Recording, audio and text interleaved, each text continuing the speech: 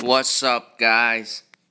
Yeah, you know, it's your favorite YouTuber today. And today we're going to be doing a video that people have been asking for months now. For months. I'm sick of it. I'm going to do the video, okay? The Oumaji Imperial strategy. Yeah, I know. So I know that there are a lot of fans of this tribe in the audience. And as you know, they've been pressuring me to make this video for months. I mean, please.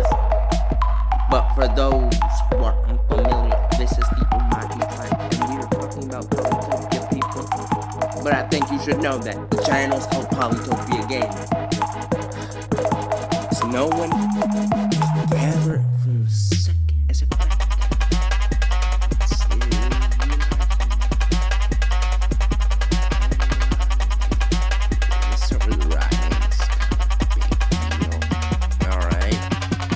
But this tribe is completely shaped by this early tech, and the rider's great movement allows the Oumaji to colonize a great deal of villages before anyone else.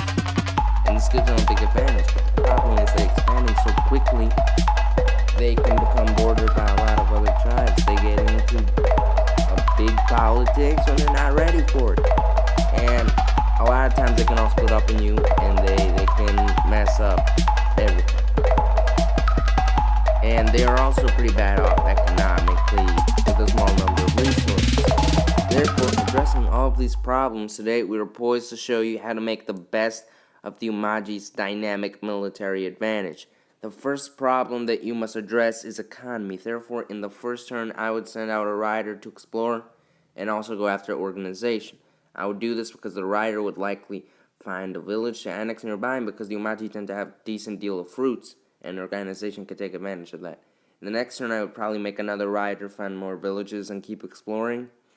If you encounter hostile neighbors, you should get the shields tech to protect your cities and allow your riders to do a better job as a unit that can raid from the flanks. Right? This is an example. As you can see, the rider isn't in direct contact. The shields are taking the hits, and the riders can finish off the deal. And with this formation, you can probably eliminate whatever enemy is antagonizing you at the moment. However, in the case that you aren't confronted by jealous neighbors, go after the farming tech, as the Oumaji tend to have a good deal of fertile farmland, in my experience at least. And if you have a few peaceful turns, make sure to make the best of them and develop your land somewhat. You should make sure to do it, because a lot of times you aren't going to get a lot of chances to develop. But if you manage to keep everything safe, you know, some good things are going to happen. And a tip is that you should go after roads, because this would give you a lot of mobility, and this could be very good for you. And if you manage to make it to any of these two without war, then you should probably start looking for a weak neighbor, you know. You might not have a great relationship with them, but don't attack a friend. That's always a bad idea. Don't attack a friend tribe. Just don't. At this point, you must look towards your rival tribes and see what direction the most powerful ones are following. Are they building up their cities or amassing giant armies? If they're building up their cities and have a relatively weak army, you can take a chance and invade while you can. However, if you feel that your cities could use a bit of an upgrade, you should take this time to give them a boost and get some technology.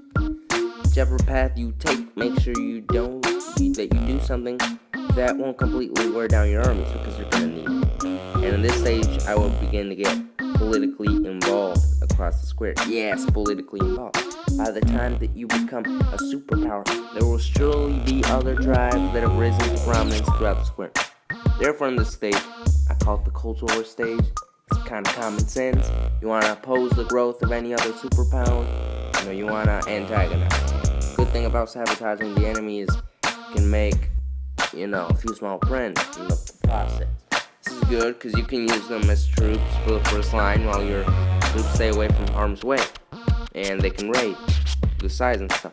Once you feel that you have sufficiently worn down the rival superpower, then you can stage a massive invasion. In this stage, I will keep back about a third of your forces as a reserve army. I mean, you never know if you're gonna get beaten somehow.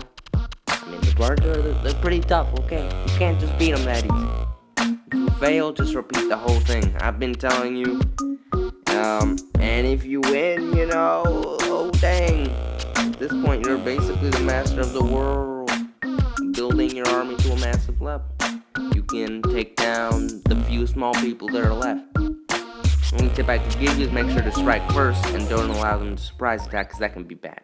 And that basically sums up our strategy here today. Make sure to subscribe, I'm telling you. And please leave comments. Any type of question.